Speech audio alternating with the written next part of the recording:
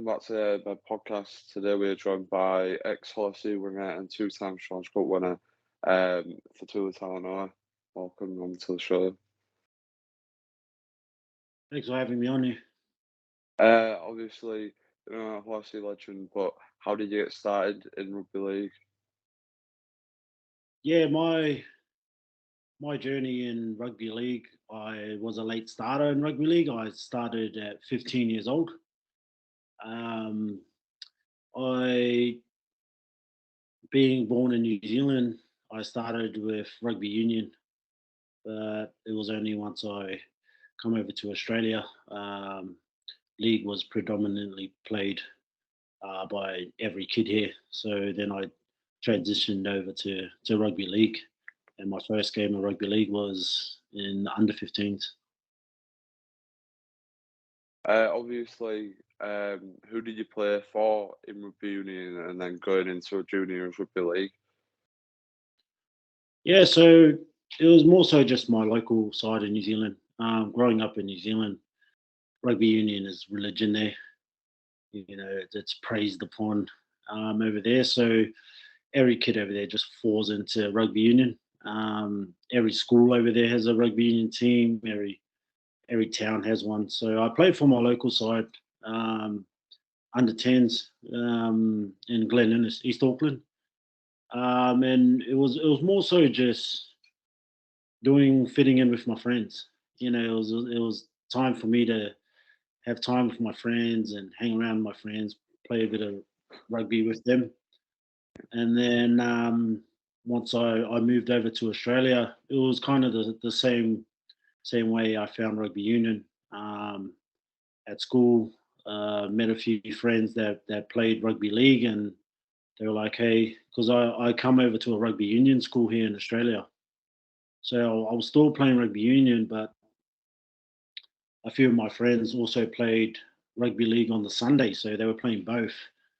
And I turned up one Sunday and I loved it, and just didn't look back after it. Obviously, signed for South Sydney Rabbitohs. How was that, obviously, for you as a young kid who played rugby union most of the time and then obviously got the chance in rugby league? How was that come about and how was it like for you? Yeah, it was, looking back at it now, it was such a rapid rise to playing professionally for myself, having only started at under 15s, and then going on to represent the junior bunnies and the under 16s, and then the under 18s, and then debuting at 18 years old for the South Sydney Rabbitohs. I was still learning the game, so within those 2 years of my first time playing, I was still a learner of the game, and it was so rapid that I had to pick things up so quickly. That going from learning the game to actually playing professional was an actual rapid rise for myself. At the time, it was just like I didn't really realize what I got myself into, um, especially just finding rugby league, that I was playing at um, the highest point of it, with playing in the NRL. So it was a rapid rise, and looking back at it now, it was probably a bit too quick for myself, Yeah, the development side of things. But look, I wouldn't change it. You know, I got an opportunity, and they saw potential in me, and I just went with it. obviously, I think you played there 2008 to 2012, if I'm correct. And then obviously you became a bin man. How was that for you? And obviously, going from playing in the top NRL and playing for the Bunnies and then going to a bin man, how was that for you? Obviously, Yeah, that point of my life where I had a year becoming a bin man. I actually really enjoyed it.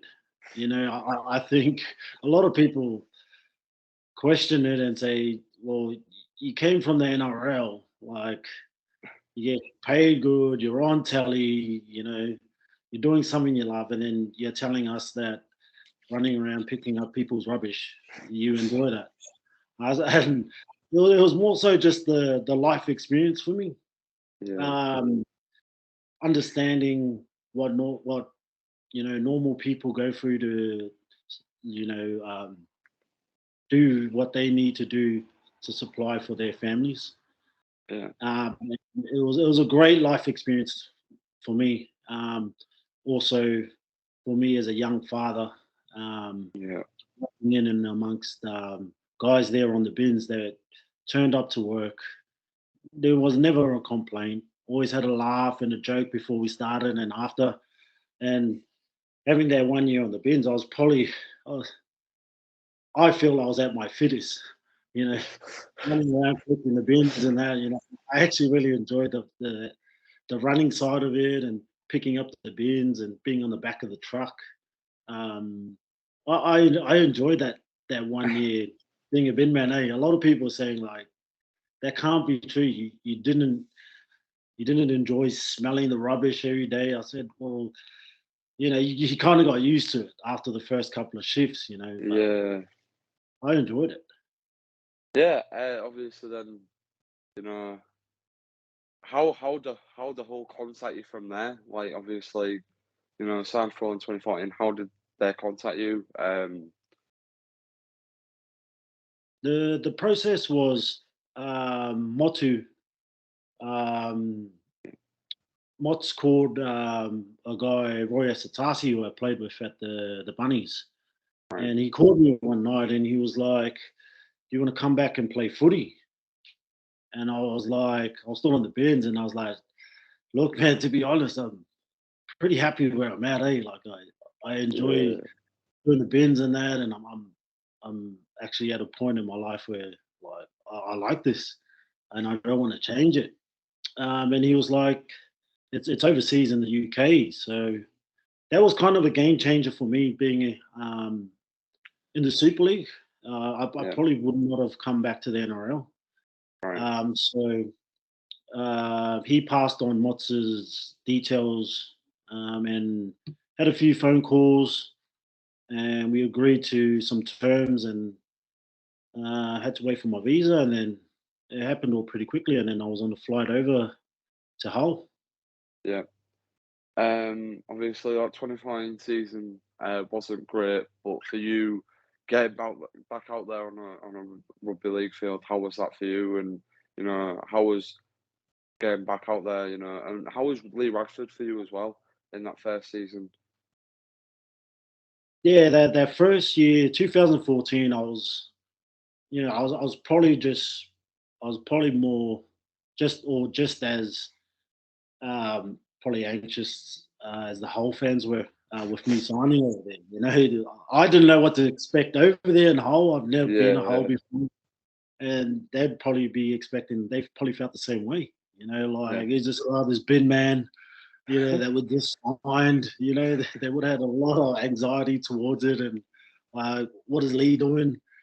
Um, but once I got over there, you know, um, I'd been to the UK before. I enjoyed my time over there with Tonga when I toured in '06. yeah, We did Leeds, so it wasn't my first time over there, but I just hadn't been to Hull. yeah, Um, I heard a few stories about Hull, but I I didn't really take it in as to.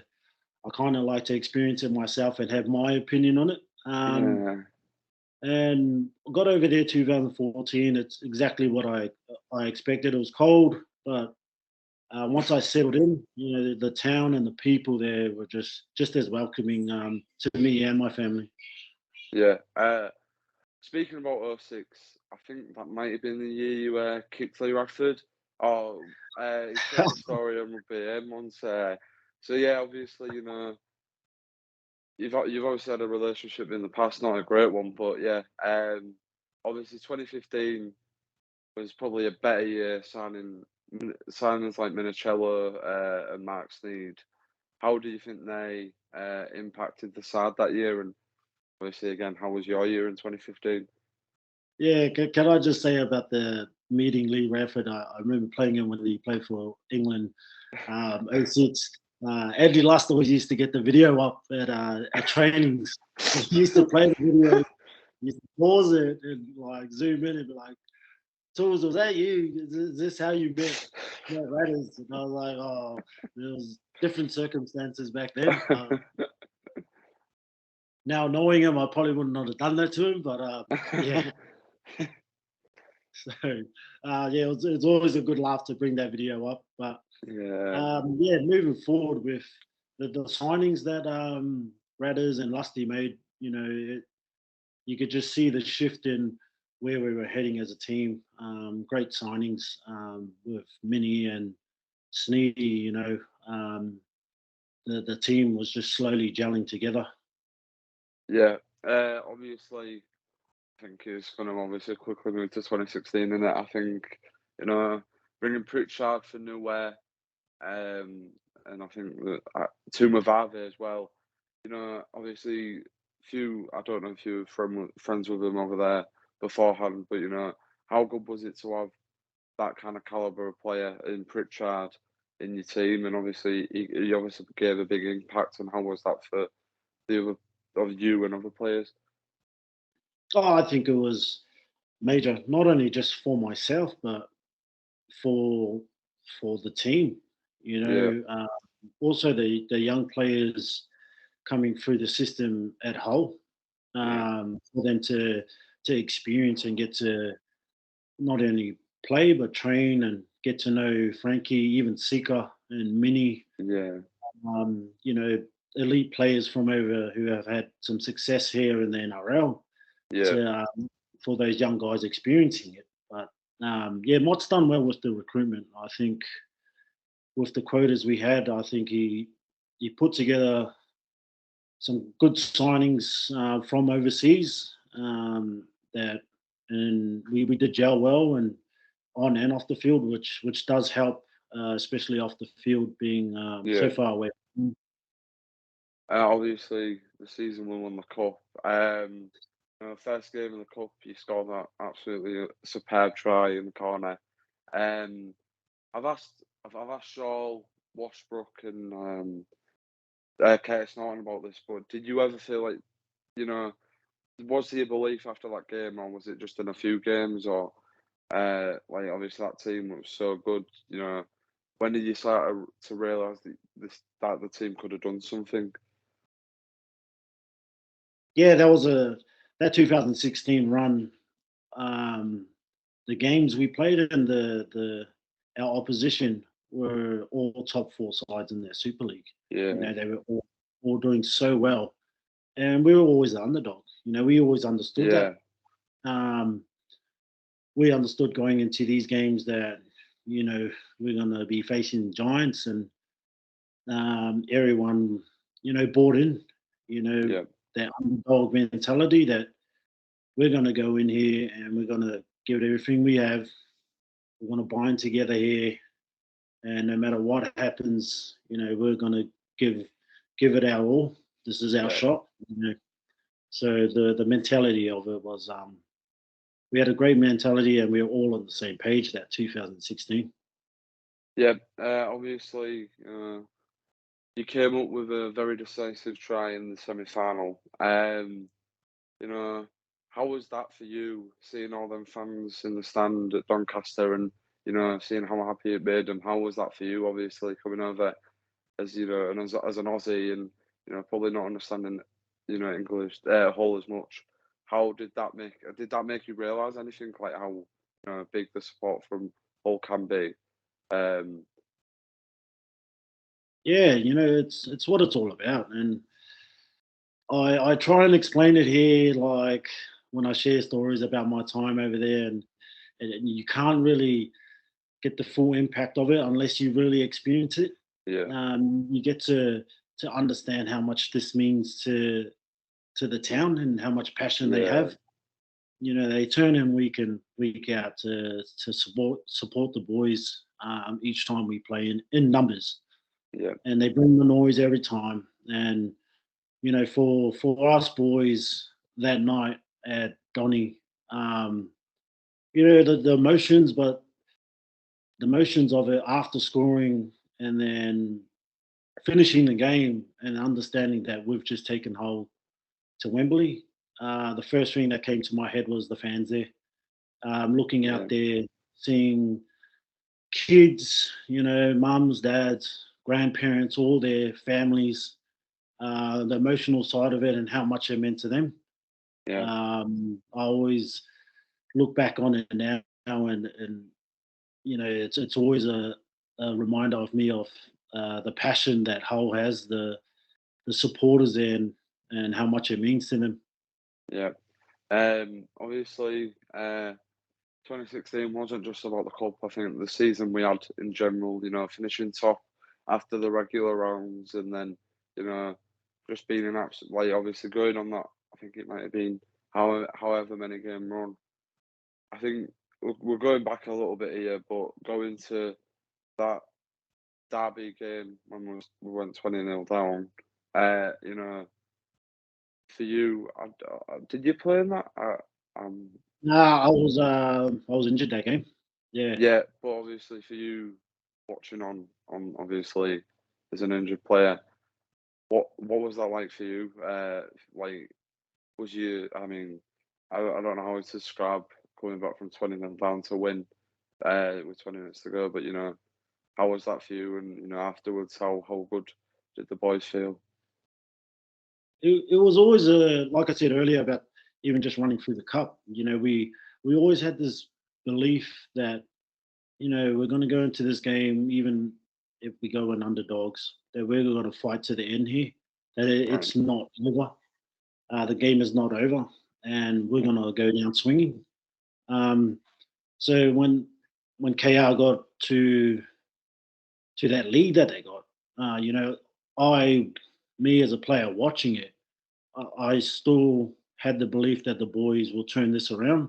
Yeah. And once it started turning around, all the boys just all put in and got the job done. And what a game that was.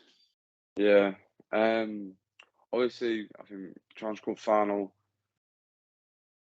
I just describe how it felt to you winning a trophy with with a boy like with obviously such a good group. Like when that final interview goes, how do you feel? Obviously, we have a video of you lifting the trophy when we announced you.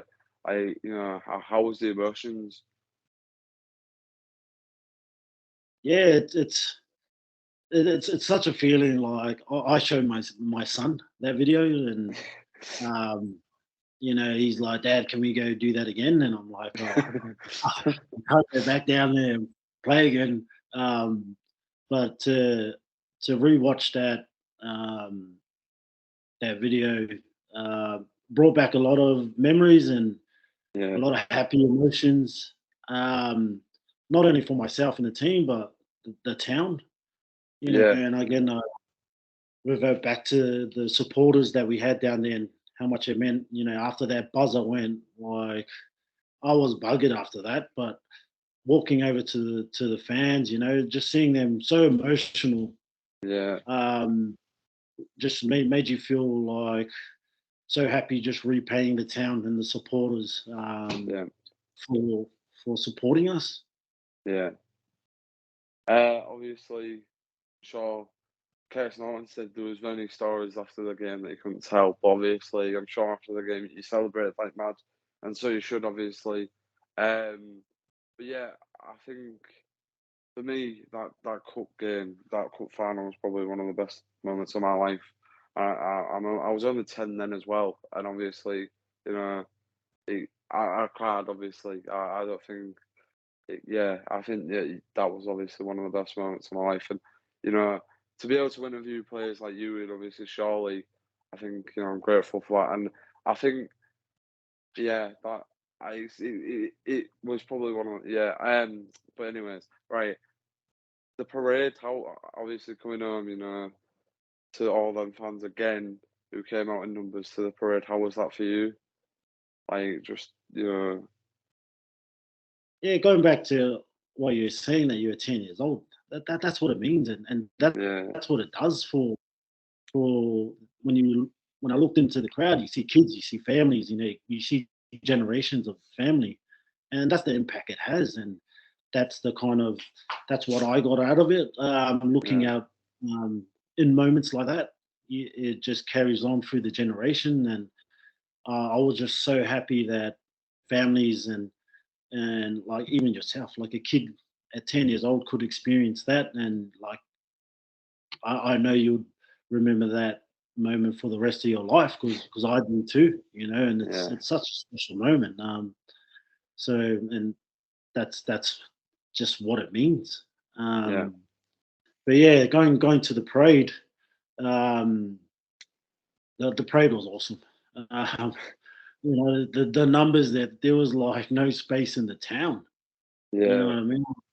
I I recorded it, the whole thing, the bus ride, going through the town, seeing everyone just come out of their houses, yelling, kids running alongside the bus.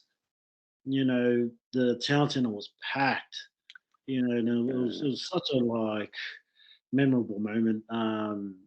Not only for us and the team, but that we got to share with the town. Everyone was just so happy and on a high, and it's what the town deserved. Yeah. Obviously, 2016 then kind of tinkered off. We played Warrington and got beat, and I mean, but I suppose you can't really. Because obviously it was a very big moment for the club and winning that cup game, and there was probably a hangover after that. Would you feel that would you say yourself that you would admit that it did fall off a little bit, and it maybe could have won a little bit more, or do you think, yeah, Yeah, with the way it's run, how it's run through the Super League season, it's kind yeah, of hard to. Um, I think the structure of it, I don't know if you could change it any better, but yeah, in those moments like that, I was going to take full advantage of enjoying that moment. yeah, yeah, I was going to look. I wasn't going to save it and say I want to celebrate this at the end of the year. Nah, I was going to take full advantage of celebrating that moment because I didn't finish up till about probably Wednesday night when Radders texted me and he said, "You're playing St. Helens Friday night." oh my And god, wow. I was like, "Am I really playing?" He was like, "Yes." So I was like, "Sorry, boys, I got to go home." Wow. Yeah, yeah. Uh, So I had to cut my night short. Um, I had another day or two in me, but yeah, did you even train before the St Helens game? Because I remember it being a Friday, Thursday night, I think. yeah, it was. Yeah, it was the Thursday night, and I was. We had a few meetings, because it was such a busy week coming down from finishing up with the cup final.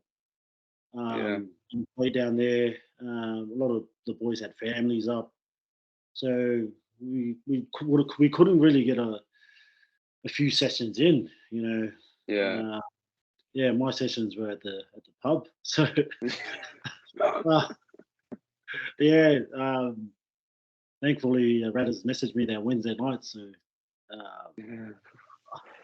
Bloody hell. But yeah, obviously then, you know, probably moving on to 2017. That pre-season that season we brought in Jay Connor. Obviously the talent that he obviously is now. Do you feel like he probably, when he started at all, do you feel like he wasn't, you know, do you, do you think he had that talent, but obviously just probably hadn't? I mean, he wasn't obviously. He with Kelly and Steed in the team, he probably won't get in the team. But you feel like he still was that player that he is now. yeah, definitely, he's definitely a talent. He's Yeah, a special player and can change games. But like you said, the caliber that we had in the halves, yeah, I think he was just still trying to find where he fitted in a team that was, had a lot of stars in it.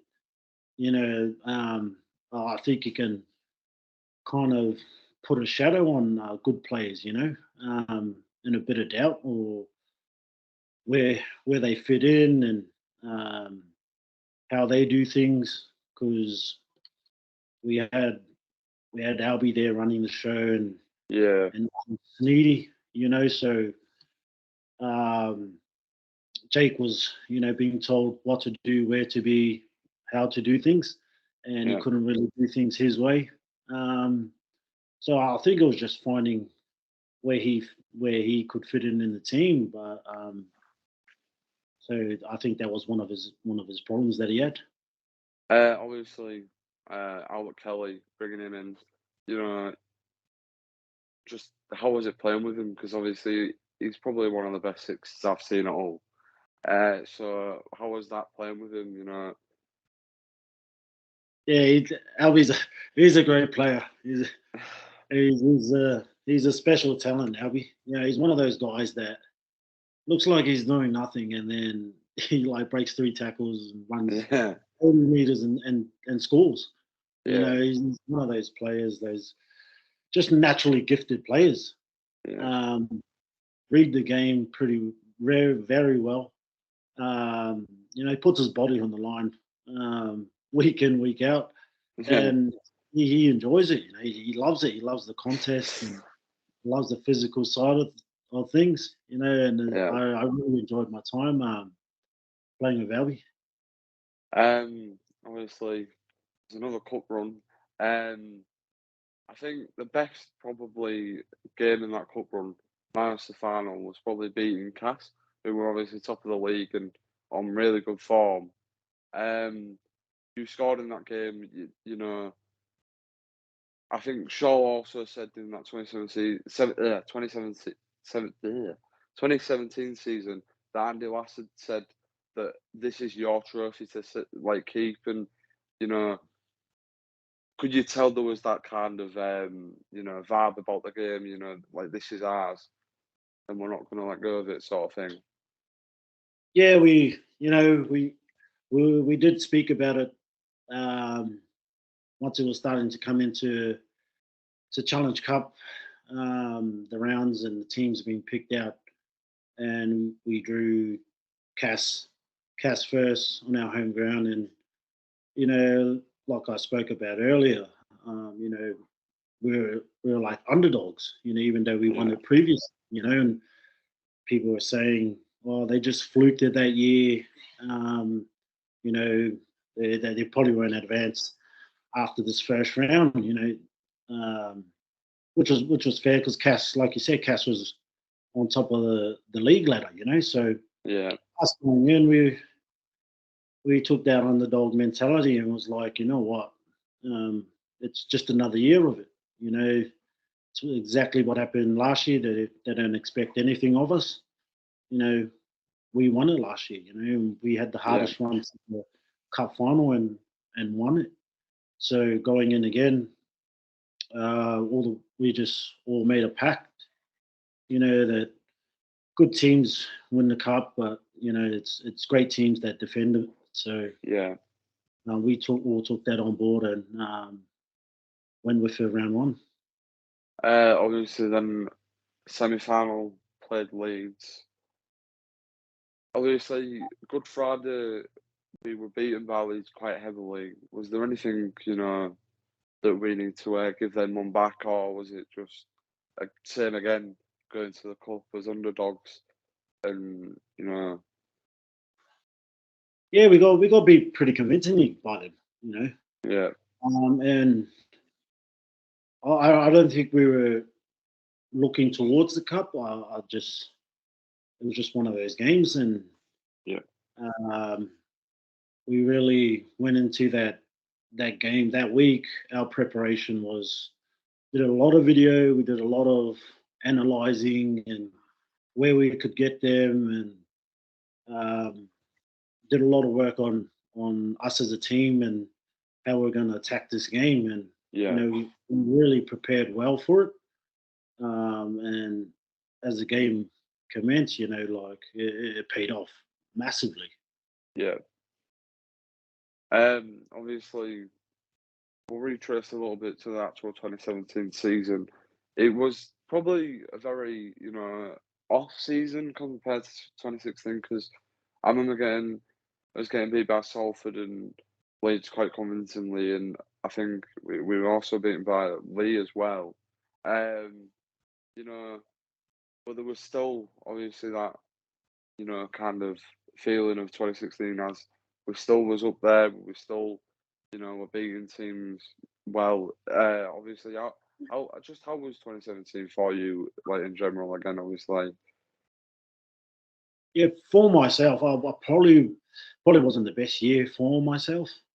I did enjoy it, but there was I probably wasn't as consistent on being on the field. There was a yeah, few injuries I had, and a few setbacks, but that was for me. But as a team, I think we kind of laid back on our winning the cup.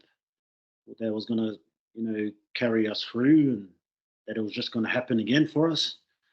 Other teams are then looking at us as a threat, and yeah, were preparing for us. Which was a good thing. We did earn that title to be taken seriously. And it wasn't going to be an easy game. yeah, Um, and other teams did step up. They did turn up with that mentality of it's going to be a contest rather than turning up thinking they already had us. yeah, Um, so yeah, the season wasn't probably as we planned or as we'd liked it to be, but I thought it was okay with what we did. obviously, talk about it. Obviously, another final. Um, again, obviously, well, we'll say obviously Wigan could have won it in the last second, well, last few minutes.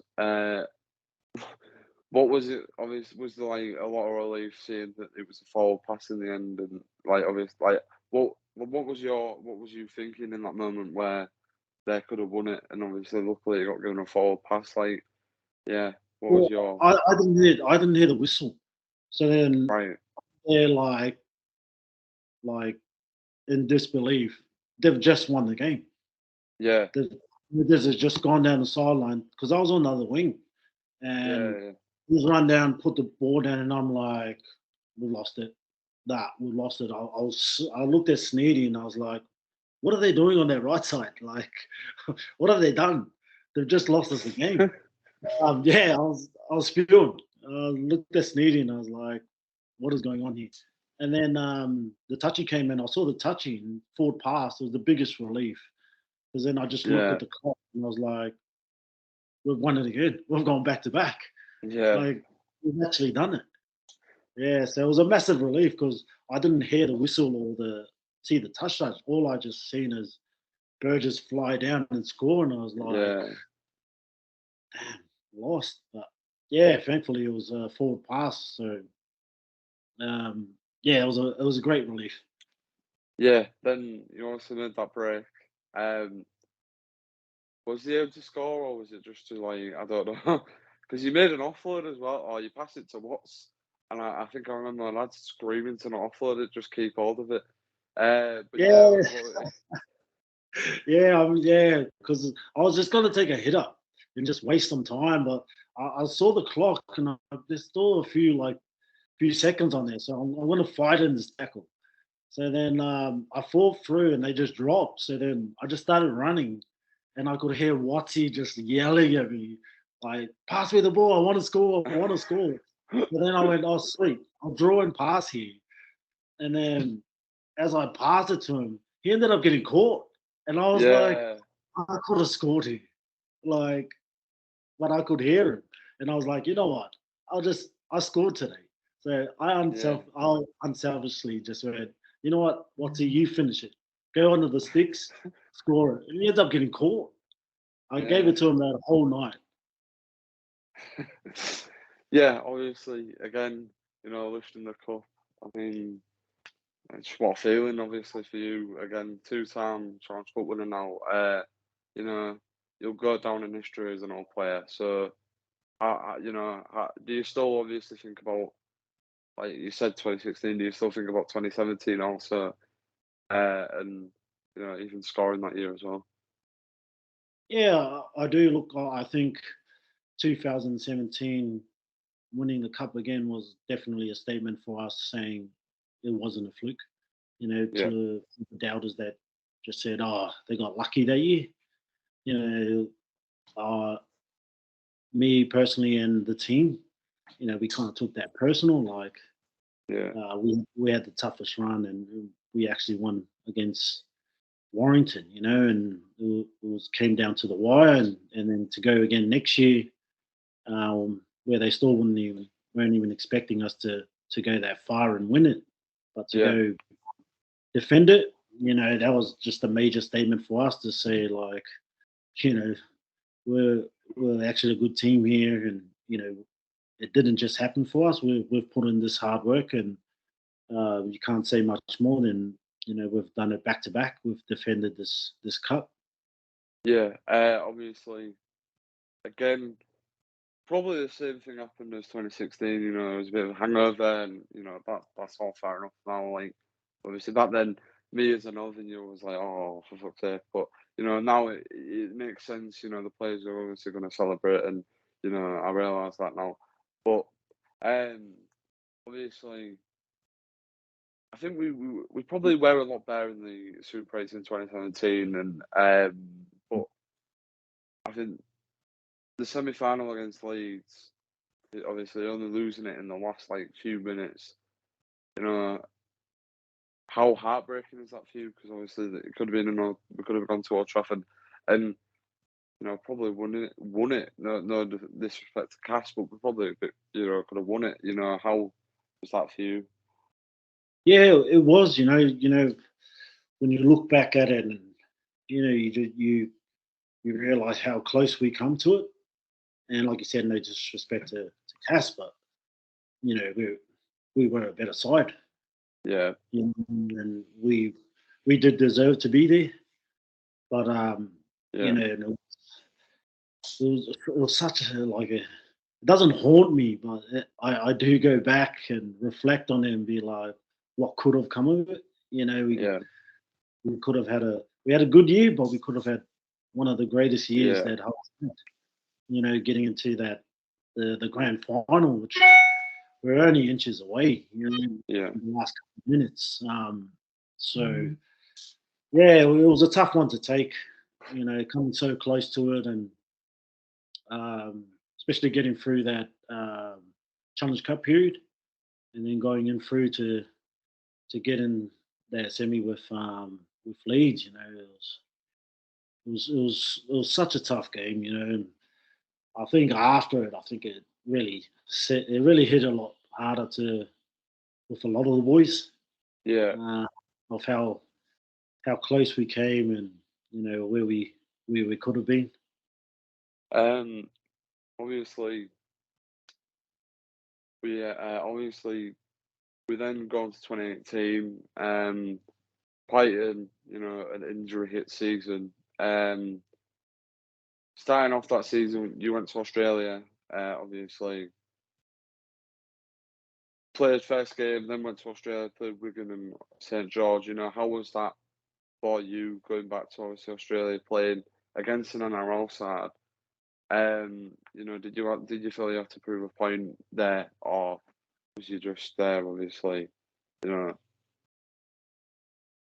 Yeah, that was great that the Super League and the NRLs got that across the board. To get the first Super League game over here back home. And looking at it, I did take it a bit personal, and also the overseas players.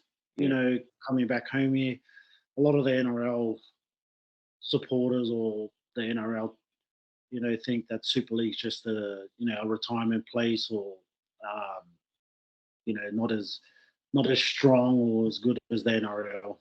So coming back home here to play with Hull, you know, you spoke to the boys, and we wanted to put on a good show to represent Hull, and also the Super League. yeah. Obviously, playing Wigan in that first game, another great try from you. Obviously a defeat, and I think we got a few injuries that game, which was obviously the story of that season. But um, just how was it to play again in Australia? Like again, obviously a Super League game in Australia. How did that feel for you? Obviously being from New Zealand, but obviously then Australia. How was that for you? Yeah, you kind of got taken back to your time in the NRL. The stadiums and the routines there, and it was good to come back here and play. I think it was great that the Australian supporters got to actually see a Super League game, and after the game, everyone, all the fans and supporters there were just like, "Oh wow, that was actually a good game. Like it was a great game to watch for them to experience it live." Um, Yeah, it was a great feeling, not only for me but also the other overseas players. They got to come back home and play. My family got to see me play again. It had been a while, so yeah. also that side of it, having my family see me play back on home soil. Obviously, was there any players over there like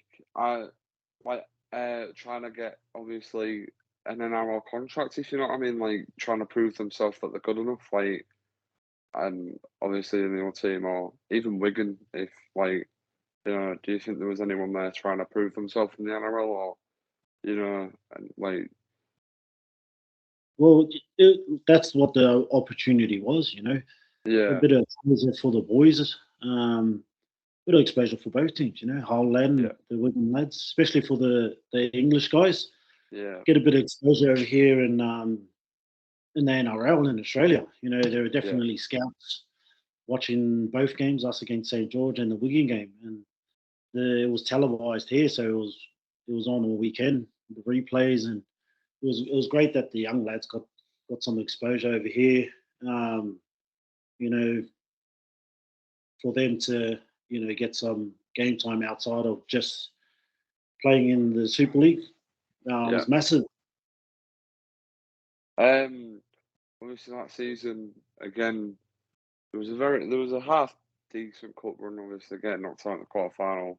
Um, was it the same again? Just like this is ours, or was there a bit of more motivation to win the league this year? Yeah, Yeah, looking back at that year, I think it was it was a injury plagued us as a whole. Like yeah, there was a lot of starters uh, with injuries and a lot of setbacks that really disrupted our run through the season and even yeah, through the cup. We just didn't have that. We didn't have the game time behind us and the connections that we built over the years. There was a lot of chop and change yeah. due to injuries. So it was a tough year, even for myself. Like um, injury played a massive part Yeah, in my year that year, and really disrupted me being on the field and doing what I could do to help the team. obviously, 2019 for you was the year you retired. Was it because of an injury in 2018, or was it obviously later on? I can't remember myself. Was it like, yeah, Yeah, look, it was one of those things where you had to come to an agreement with the club. They weren't looking to move forward with me. yeah, So um, came to an agreement. I decided to retire just to open up some quota as well. For them moving yeah. forward. I wasn't in the plans, so it was pretty much from both sides, and I just agreed to I'll retire, Yeah, um, and just for the sake of helping the club. yeah. As much as I'd like to stay there again and play on, I was just with the season I had with injury. I felt it was in the best interest of myself and the club moving forward that I retire. Obviously, you got a send off in the obviously the derby game. Uh, you know, and we obviously got to show you the appreciation that you deserve. Obviously, you were back to back cup winner. and you'll go down as an FC legend. How was it seeing the crowd for the last time? Obviously, a packed out stadium. You know, Yeah, there wasn't a better way to do it. It was yeah, a derby game. The boys were on fire that game, so I was like, sweet, yeah, we've got to get a good send off here. yeah. So I did speak to the boys before the game. I was like, guys, I was meant to do the lap at halftime. Yeah, I was meant to do it at halftime, but I went, no, I'm going to go after the game. So I spoke to the boys, got to put on a good performance because, I'm saying my goodbyes and I do want everyone to stay back there in good spirits. So the boys got the job done, smashed them, and it was an emotional walk, knowing that it was going to be my last time walking around, Yeah, to see the fans and to be at that place. But yeah, it was. Looking back at it now, I probably wish I could have played a game, yeah, played that game, and done my lap. But it is what it is, and I still got the send off and appreciation from the fans. yeah. Obviously retired, and just a bit of a question now. Like, what do you do now? Obviously, went back to Australia. Like, what do you do now? Yeah, so life for me now is I'm a care practitioner. I work in a residential section where I help support disadvantaged kids and kids Yeah, who've been through trauma. I right. work in the residential sector where I support them. At the moment I look after three young lads and a young girl, Yeah, who are all under 18. So I support them and guide them with going to school, diet wise, health wise, staying fit, and also just enjoying being a kid. With helping them yeah, deal with the trauma. Um, so that's what I do for work. I coach here and I help out the under eights for Queensland Tongan side. right. And I also just play part time down in my local club here. So Yeah, more so just a social event for me. yeah, Just trying to stay fit. So which I enjoy, and also giving yeah, back to rugby league here and for my local club here. yeah. Well, thank you for coming on. Been a great guest, been some great stories, and it's been a good bath. Yeah, thank you. No, thank you, mate. It's been a good chat, and hearing you saying that you were 10 years old, that really like resonates, and it takes me back to that 2016, So and it was what it was all about, and Yeah, it's how I saw my time there was creating memories for future generations and yeah, also the generation there. But yeah, thanks, mate. Thanks for having me on here. Appreciate it. yeah. No, no worries, mate. All right, Right. mate.